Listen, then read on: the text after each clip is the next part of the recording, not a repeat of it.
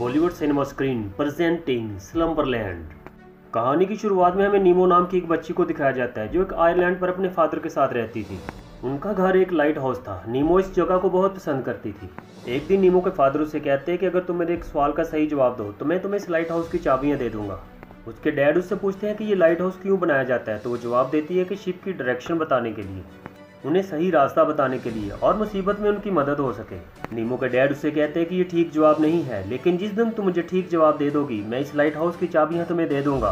रात को उसके डैड उससे कहानी सुनाते हैं कि एक दिन मैं और मेरा एक दोस्त हम समुद्र में चमकीले मोती ढूंढने गए थे, लेकिन तूफान में फंसकर मेरा दोस्त कहीं गुम हो गया। लेकिन फिर पता नहीं मेरा दोस्त कहाँ गया। नीमो अपने डैड की कहानी को बहुत गौर से सुन रही थी। तभी उनके डैड को मैसेज आता है कि समुद्र में एक तूफान आ गया है, उनको भी काम पर आना होगा। और फिर उसके डैड काम पर निकल जाते हैं।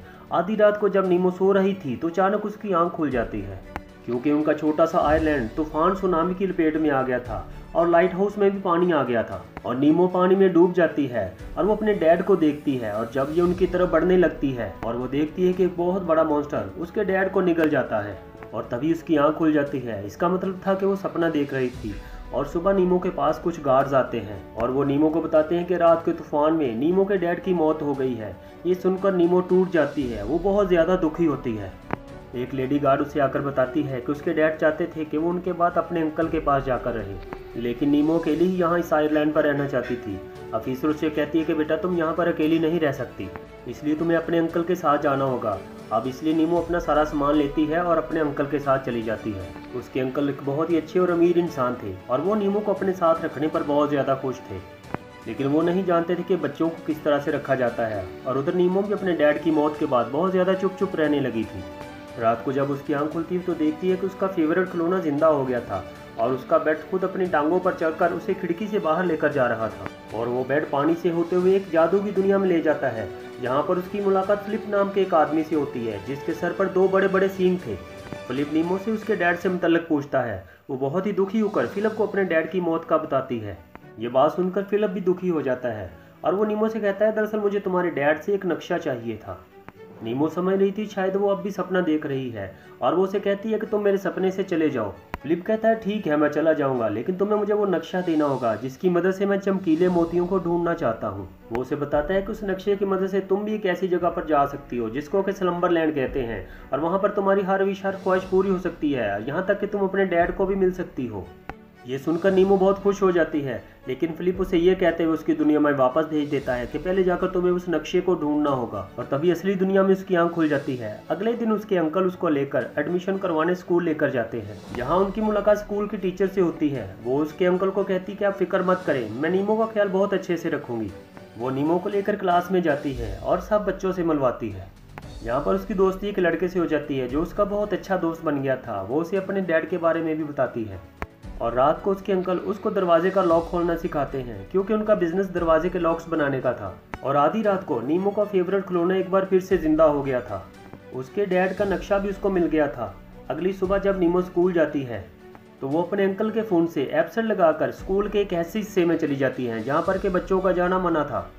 नीमो वहाँ पर जाकर कपड़े चेंज करती है और अपने खिलौने को लेकर वहीं पर सो जाती है। और सपनों की दुनिया में जाते ही फिलिप को वो नक्शा दे देती है।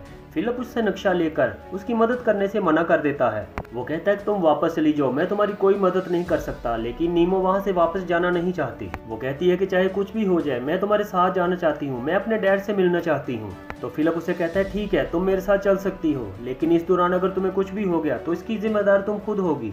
वो उसे बताता है कि ये नक्शा स्लम्बरलैंड का है और मैंने इसे एक पुलिस ऑफिसर से चुराया था और आज तक वो पुलिस ऑफिसर मेरे पीछे है। वो नीमो को जादुई दुनिया के बारे में भी बताता है जहाँ पर के चमकीले मोती हैं।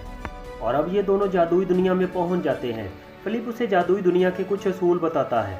वो उसे कहता है कि यहाँ पर किसी के सपनों से तुमने छेड़छाड़ नहीं करनी, ना ही किसी की आंखों में देखना है।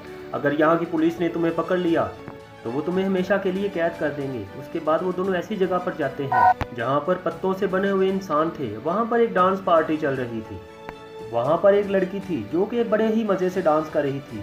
वो लड़की अपनी सपनों की दुनिया में थी, क्योंकि ये सपनों की दुनिया थी और हर कोई यहाँ पर अपने सपनों के मज़े ले रहा था। और तभी वहाँ पर वो पुलिस ऑफिसर भी आ जाती है जो कि फिलिप के पीछे पड़ी थी और जिसके बारे में उसने नीमो को भी बताया था। और इससे पहले कि वो फिलिप को गिरफ्तार करती, वहाँ पर वही मॉन्स्टर आ जाता है जिसको नीमो ने अपने सपने में देखा था। लेकिन किसी तरह फिलिप नीमो को बचा लेता है। वो उसको बचाकर एक दूसरी जगह पर ले आया था। फिलिप उससे कहता है कि ये सब कुछ तुम्हारी वजह से हुआ है, तुम्हारे सपनों की वजह से मॉन्स्टर यहाँ पर आया है। और तभी नीमो को कुछ होने लगता है। वो सपनों की दुनिया से बेदार होकर असली दुनिया में आ गई थी, क्योंकि उसकी आंख खुल गई थी। उसके अंकल उसको स्कूल से लेने आते हैं। वो उसको ले जाकर एक बोर्ड दिखाते हैं और वो कहते हैं कि ये बोट आज से तुम्हारी है। लेकिन नीमो ने कहती है कि उसे नहीं चाहिए, इसे आप अपने पास ही रखें। वो उसको लेने से इनकार कर देती है।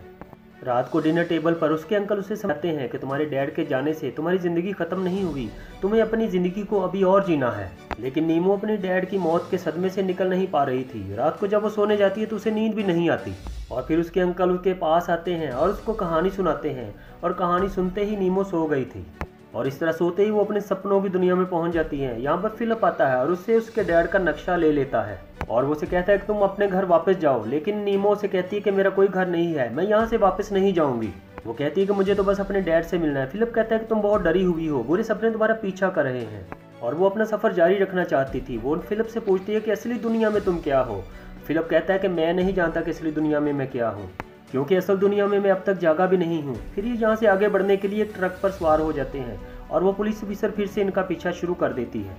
और फिर ये दोनों ट्रक की अगली सीट पर पहुंच जाते हैं और ये देखते हैं कि वो ट्रक एक छोटा सा बच्चा चला रहा था, जिससे वो ट्रक संभल नहीं पा रहा था। इनका ट्रक पानी में गिर जाता है। ये उस ऑफिसर से तो बच गए थे, लेकिन अब ये पानी में डूब रहे थे। फिर ये अपने आप को किसी तरह से बचाते हैं और एक बाथरूम के रास्ते से बाहर निकल आते हैं। ये सब करने में इन दोनों को बहुत मजा आ रहा था। लेकिन वो पुलिस ऑफिसर यहाँ पर भी पहुंच जाती है। वो ऑफिसर एक गन से इनको शूट करती है, जिससे ये मरते नहीं लेकिन वहीं पर स्टॉप हो जाते हैं। उनकी रफ्तार बहुत स्लो हो जाती है और वो ऑफिसर उनको कहती है कि मैं 116 साल की हो चुकी हूँ, अब मेरे रिटायरमेंट की भी उम्र हो चुकी है, लेकिन तुम्हारी वजह से मैं इन सपनों की दुनिया में फंसी हुई हूँ। वो ऑफिसर फिलिप से नक्शा मांगती है, जो कि उसके पास नहीं होता। वो ऑफिसर फिलिप से कहती है कि ये सब तुम इसलिए कर रहे हो क्योंकि असली दुनिया में तुम्हारी कोई भी परवाह नहीं करता और इसलिए तुम नींद से भी नहीं जाग रहे। और वो इन दोनों को जेल में बंद कर देती है। ऑफिसर के जाने के बाद फिलिप नीमो से कहता है कि ये सच बोल रही है, मैं जागना चाहता हूँ लेकिन मैं ये भूल गया हूँ कि मैं कौन हूँ, और क्या पता स्लम्बरलैंड जाकर मुझे सब कुछ याद आ जाए।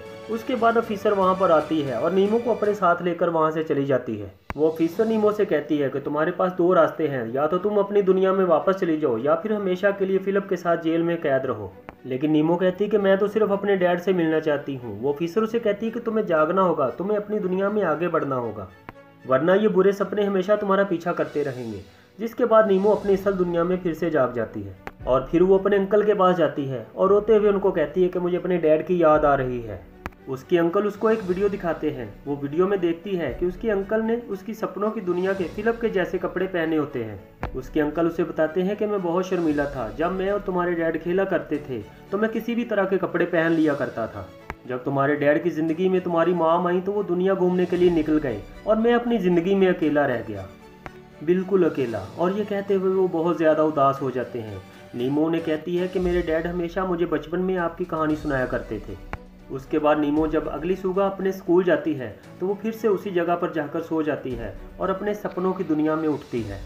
अब ये अपने अंकल की दी हुई चाबी की मदद से फिलिप की जेल का ताला खोलती है और उसे वहाँ से अपने साथ बाहर ले आती है। और नीमो जब फिलिप को लेकर वहाँ से जा रही होती है तो एक बार फिर से वहाँ पर वही पुलिस ऑफिसर आ जाती है, लेकिन इस बार नीमो उसकी गन की मदद से उसी को टाइम लूप में फंसा देती है। फिलिप उसके साथ तस्वीर भी बनाता है। उसके बाद ये एक ऐसी जगह पहुंचते हैं जहाँ पर बर्फ़ ही बर्फ़ होती है, लेकिन वो ऑफिसर यहाँ पर भी उनके पीछे आ जाती है। वो ऑफिसर इनको पकड़ना चाहती थी। ये उस ऑफिसर से बचने के लिए बुलंदी से छलांग लगा देते हैं। फिर ये बहुत बड़े परिंदे के ऊपर बैठकर एक छोटे से घर में पहुँच जाते हैं और फिर उस छोटे घर से अंदर से होते हुए ये लाइट हाउस में पहुँच जाते हैं। नीमो फिलिप से कहती है कि मैं जानती हूँ कि तुम कौन हो, असल में तुम मेरे अंकल फिलिप हो। तभी असल दुनिया में उसको उसकी टीचर जगा देती है और वो उसके अंकल को बुला लेती है और उसके सामने बिठाकर उसे पूछती है कि तुम वहाँ पर क्या कर रही थी। ये सब देखकर उसके अंकल भी उससे बहुत नाराज़ होते हैं। वो घर जाकर उसे कहते हैं कि मैं तो समझ रहा था कि तुम स्कूल जाकर अच्छे अच्छे दोस्त बनाओगी, लेकिन तुम तो पढ़ना ही नहीं चाहती, तुम सबसे झूठ बोल रही थी। उस रात बहुत तेज़ बारिश होती है। नीमो को बहुत गुस्सा होता है और वो गुस्से में आकर अपने अंकल की दी हुई बोट में बैठकर वहाँ से निकल जाती है। वो लाइट हाउस की तरफ जा रही थी और जाते जाते वो रास्ते में सो जाती है और उसके बाद वो अपने आप को समुंदर में पाती है। जैसा कि नीमो के डैड ने उसे बताया था कि समुंदर के अंदर एक बहुत बड़ा सुराख है और वो उसी तरफ जा रही थी। उधर सपनों की फिलिप को भी पता चल जाता है कि नन्ही प्रिंसेस अपने सपनों के समुंदर की तरफ गई है। जैसा कि फिलिप ने उसे चमकीले मोतियों के बारे में बताया था, ये वहाँ पर पहुँच जाती है और एक मोती को अपने हाथ में भी पकड़ लेती है। तभी वहाँ पर वो बड़ा सा मॉन्स्टर आ जाता है, लेकिन फिलिप किसी तरह उसे प्लेन में आकर बचा लेता है। लेकिन वो मॉन्स्टर अभी भी उनके पीछे था, जिसकी वजह से उनका प्लेन क्रैश हो जाता है। वो मॉन्स्टर सपनों की दुनिया में आस्ता आस्ता सबको मार रहा था, इसलिए सब लोग अब अपनी असल दुनिया में जागने लगे थे। उधर असल दुनिया में नीमो के अंकल उसको ढूंढ रहे थे। सपनों की दुनिया में स्लम्बरलैंड पहुंचने से पहले नीमो की हालत खराब हो रही थी, क्योंकि असल दुनिया में वो जिस कश्ती पर सवार थी वो कश्ती डूब रही थी और उसके हाथ से वो मोती भी गिर जाता है। सपनों की दुनिया में मॉन्स्टर आकर फिलिप को पकड़ लेता है। सपनों की दुनिया वाला फिलिप मरने से पहले अपना मोती नीमो की तरफ फेंक देता है। असली दुनिया का फिलिप नीमो को बचाने के लिए पानी में कूद जाता है। सपनों की दुनिया की फिलिप के गायब होने के बाद वो ऑफिसर नीमो के पास आती है। वो नीमो के हाथ में मोती को देखती है और उसे कहती है कि तुम्हें कोई भी जो सपने देखने के लिए कहता है तुम वही सपने देख लेती हो, जिसमें कोई सच्चाई नहीं होती। तभी नीमो अपने आप को लाइट हाउस के पास पाती है। वो वहाँ पर अपने डैड को देखती है। ये भागकर अपने डैड के पास चली जाती है। ये दोनों लाइट हाउस की ऊंचाई पर बैठकर खूब बातें करते हैं। वहीं असल दुनिया में उसके अंकल फिलिप नीमो को बचाकर ले आए थे और उसको होश में लाने की कोशिश कर रहे थे। सपनों की दुनिया में उसके डैड नीमो को समझाते हैं कि तुमने अकेले ही सफ़र को पूरा किया है और आगे भी तुम्हें अकेले ही सफ़र को पूरा करना होगा। असल दुनिया तुम्हारा इंतज़ार कर रही है मेरी जान, और तुम किसी भी कीमत पर उसे नहीं छोड़ोगी। तभी हकीकत में असल दुनिया में नीमो को होश आने लगता है। उसके अंकल उसे देखकर गले से लगा लेते हैं। वो कहते हैं कि आइंदा मैं तुम्हें कभी अकेले नहीं छोड़ूंगा। अगले दिन हम देखते हैं कि नीमो स्कूल में है और बहुत खुश है और उसने बहुत सारे दोस्त बना लिए हैं। इसके साथ ही ये कहानी यहीं पर ख़त्म होती है। थैंक्स।